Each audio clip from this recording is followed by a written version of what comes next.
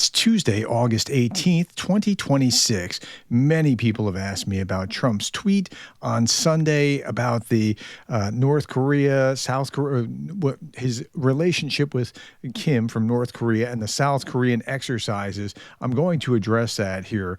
Let's start with this. This was in a message on X. Professor Gerdes and Real Jake Bro, looking forward to your commentary on Real Donald Trump's attack on South Korea.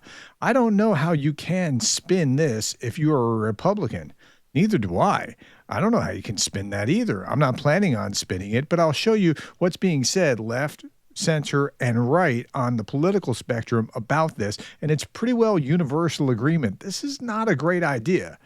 Okay, let's start with this. This is Donald Trump on Truth Social. Based on my very good relationship with Kim Jong-un of North Korea. Okay, let's full stop right there. You can't confuse your personal relationship or the personal relationship that you think that you have with U.S. foreign policy. They're two different things, and they need to be separated, but just keep going.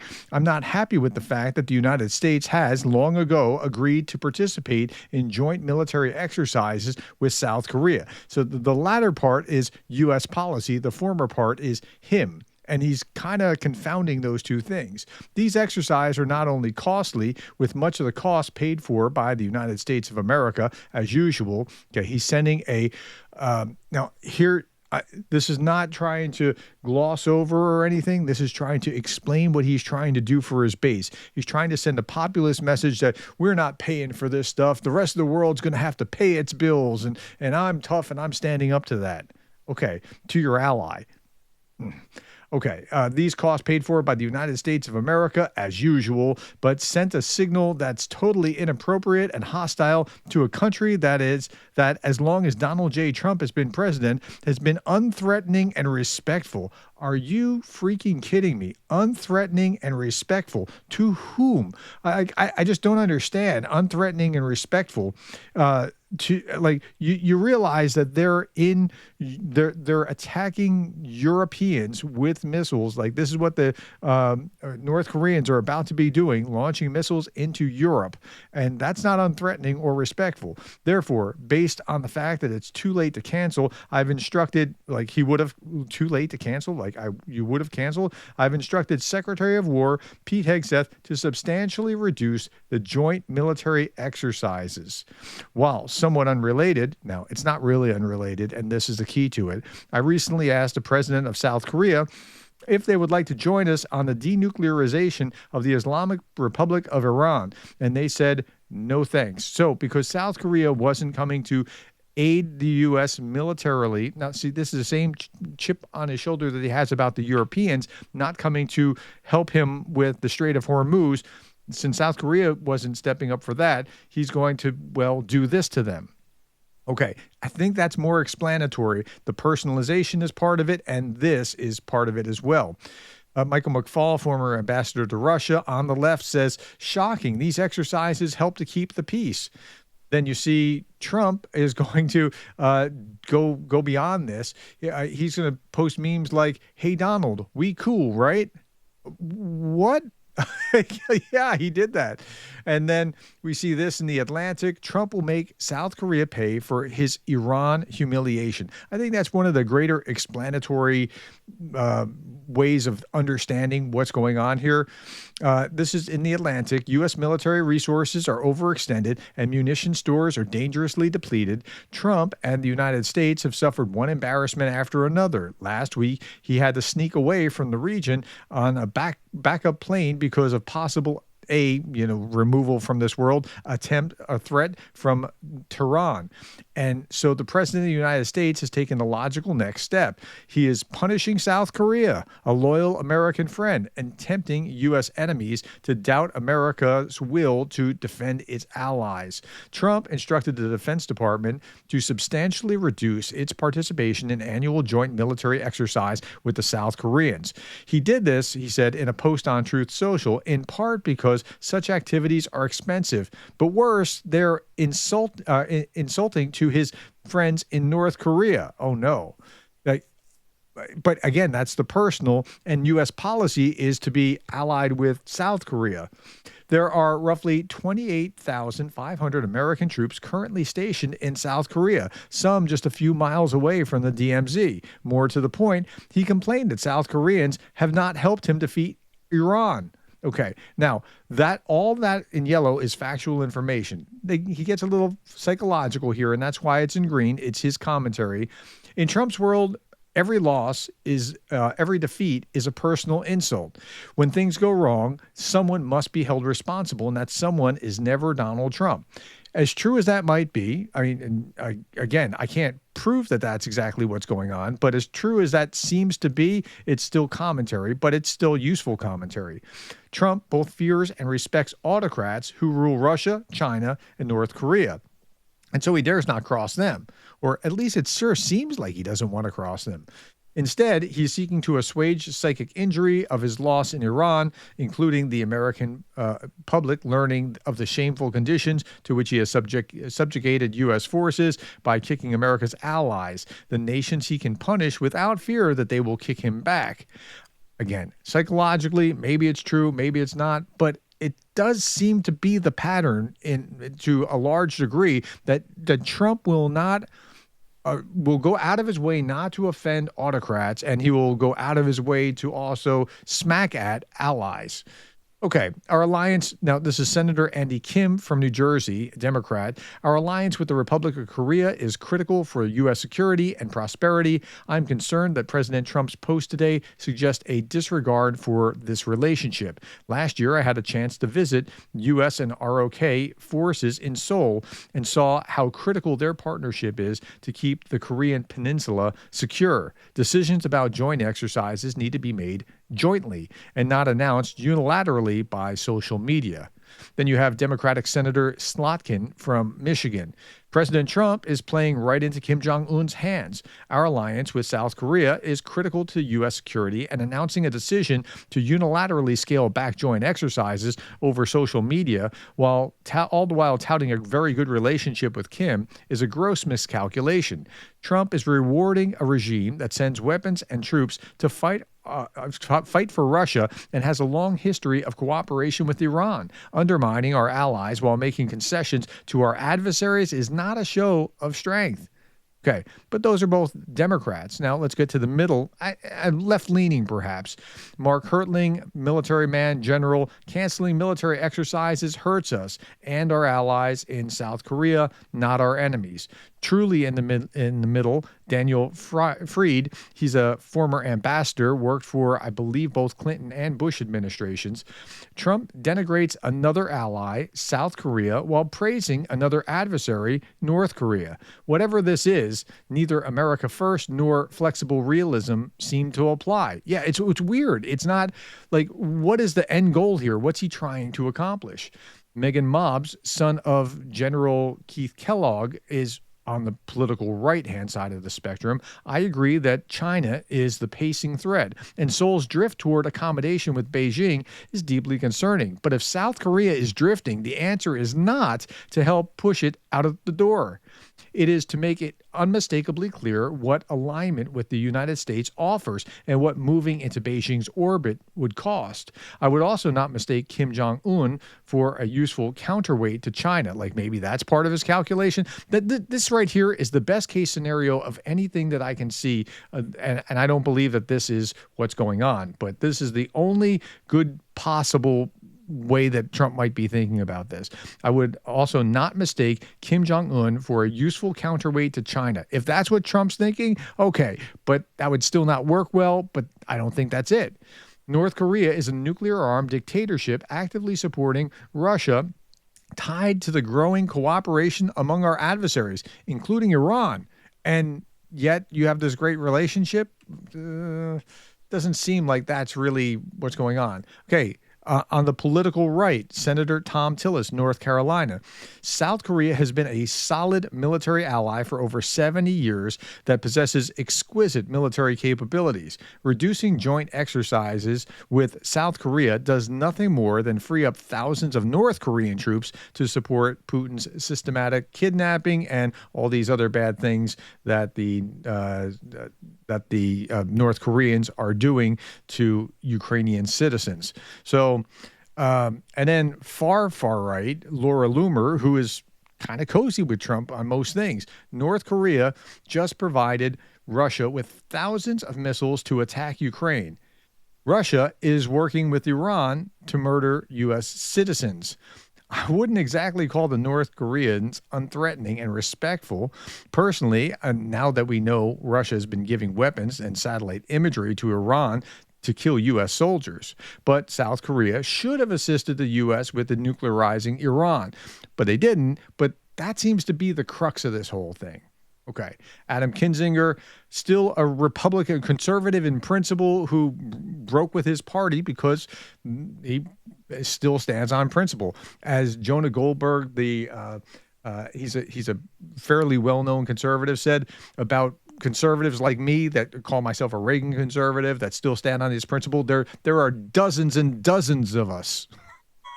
Not a lot left, but Kinzinger's responding to the Lincoln Project. They also famously broke with Trump. The party screaming everyone they disagree with are communists are dead silent when their leader says that he loves Kim Jong-un, who Adam Kinzinger says an actual communist. That's right.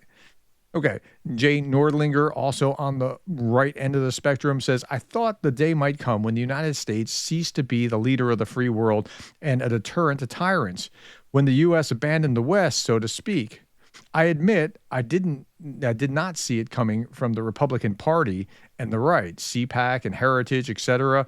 But here we are. And with Trump's comments about, based on my very good relationship with Kim Jong-un. Okay, now I want to give you some insight into what he actually said yesterday when he was in the White House about this. South Korea has been protected by us for many, many years. And this is what Trump said. So just listen to him for a little bit and you'll understand. He wanted Trump to give him resources, billions of dollars, to pay for the protection that the United States has been spending. And I think this is to have a victory lap with his constituents about, see, we're not getting ripped off by them anymore. Them could be South Korea or the Europeans or whoever is using the United States in this analysis. Okay, let's listen to Trump. South Korea has been protected by us for many, many years. And during my first term, they agreed to pay close to $3 billion a year for protection because they essentially weren't paying. And I asked them to do that at my request. I said, not right. They weren't happy about it, but they agreed. I asked for $10 billion. And they were very unhappy. But we agreed for a short term that it would be $3 billion, and next year it would go up, and the next year it would go up, so they start paying for their protection. When the election was rigged, and I ended up watching for 4 years and then coming back, I watched Biden rescind that $3 billion a year for whatever reason. When I called recently the president of South Korea, who I like, I think he's very nice, actually, but I called him, I said, would you like to give us a little hand? We don't need help with Iran, but if you'd like, give us a hand with... I think you do need help with Iran. We're kind of stuck, and we don't know exactly what to do. Iran, he said, no thanks. And I said, wait a minute, we have 39,000 soldiers over there guarding you from Kim Jong-un, your next door neighbor, and you're not going to help us on a very easy military operation? Easy military operation in the Strait of Hormuz? Okay, well, set that aside for a moment. The South Koreans didn't give any deadly weapons, for example, to Ukraine because they have a policy of not doing that. Like if he'd asked for like humanitarian support packages or something, maybe that would have arrived, but that's not what he was asking for, and that's not the South Korean culture and the way that they do things. In Iran? That's strange. No, we'd rather not get involved. I say, well, why are we involved in helping you? So again, very transactional. This is the way that Trump does everything. It's transactional. I'm going to ask you for more, and then if I don't get that, I'm going to turn the screws on you.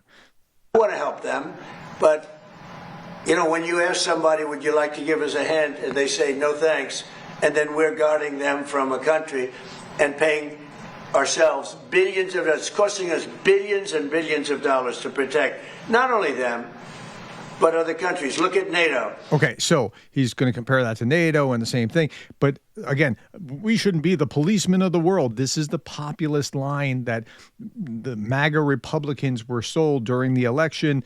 Whether they follow it or not, they're whatever Trump does, they follow. Like MAGA tends to follow Trump rather than those principles. But that's the populism talking. So that's where Trump's going with this kind of thing, I think. Michael McFaul says North Korea's dictator sends more troops to kill Ukrainians, and shockingly, our president gives him a new gift and gets nothing in return. That's right. For someone so transactional, what did Trump get from Kim for doing this? Zero, nada, nil, nothing, right? Okay.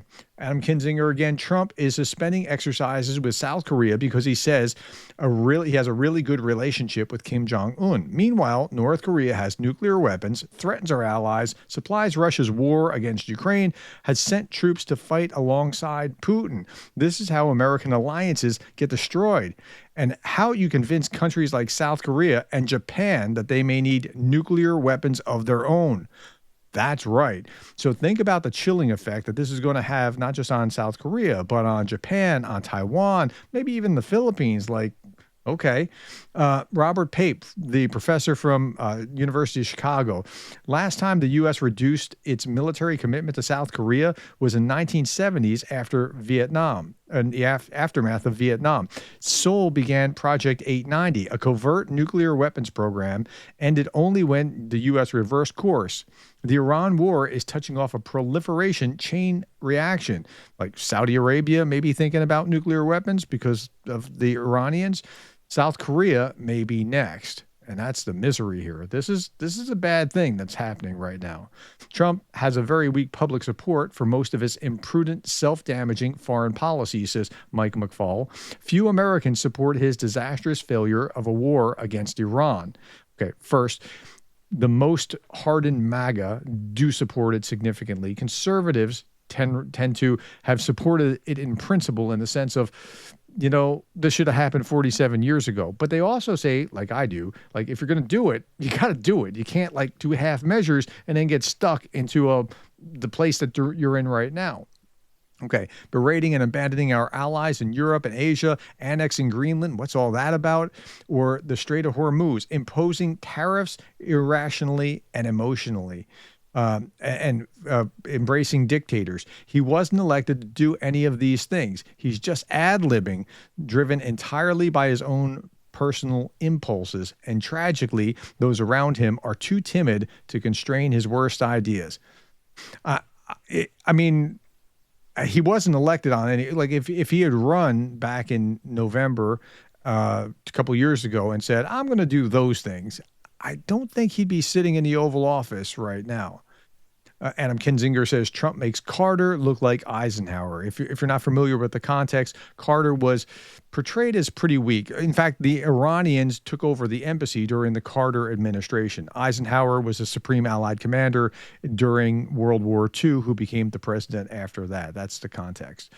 His phrase, has phrase superpower suicide ever been so apt? It sure feels like we're making these kinds of blunders that are causing us to think, this is really going to be bad for us long term with foreign policy if we don't do something about it. So tell me what you think. I don't see anybody on the left, in the center, or on the right that's going, this is a really good idea. I'm sure there's some commentator somewhere on YouTube that's doing it, but generally speaking, most of those people that are respected on either side tend to not see this that way.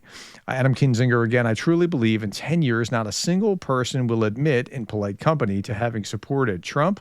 Honest to God, I fully believe that. I don't know if they will or won't, but Trump owns this war with Iran. And I think it's the war in Iran and not getting the support from NATO, right, which he was frustrated with, or not getting it from South Korea, that's driving his action here now. And if he somehow miraculously wins the war in Iran, he'll go down in history as having been the guy that overturned the Iranian thing. And I don't see him any path to getting there. And if he loses, it's going to be Trump's disgrace, and he knows that. All right. Our active campaigns are still going. Help Sava hear the world. If you're donating to that, the link is below. Summer Strength for Project Constantine for the 67th, the 42nd, and the 77th Air Mobile Brigades. Those are still going on. Thank you to all those who have participated.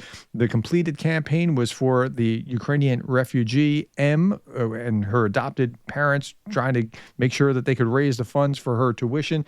My thank you again is I'm giving a shout out to those that donated to that one. Ingrid S., Insight Developer, and Jack Peace, and James McIntosh. Thank you for your support there. An extra shout out for supporting that particular campaign. All right, my friends, I'll leave you with this from Darth Putin. Apparently, communism will be prevented in the USA by a president who does what he's told by a North Korean Stalinist. Okay, I'm not the kind of guy that's going to be conspiratorial and thinking that, he's taking orders or he's agent whatever, working for Putin or that sort of thing. But it does seem to line up like with Putin's and Kim's interest, doesn't it? Tell me what you think in the comments below. Thank you for your time, the likes, the shares, and the subscribes. And thank you for being the kind of person who cares about Ukraine.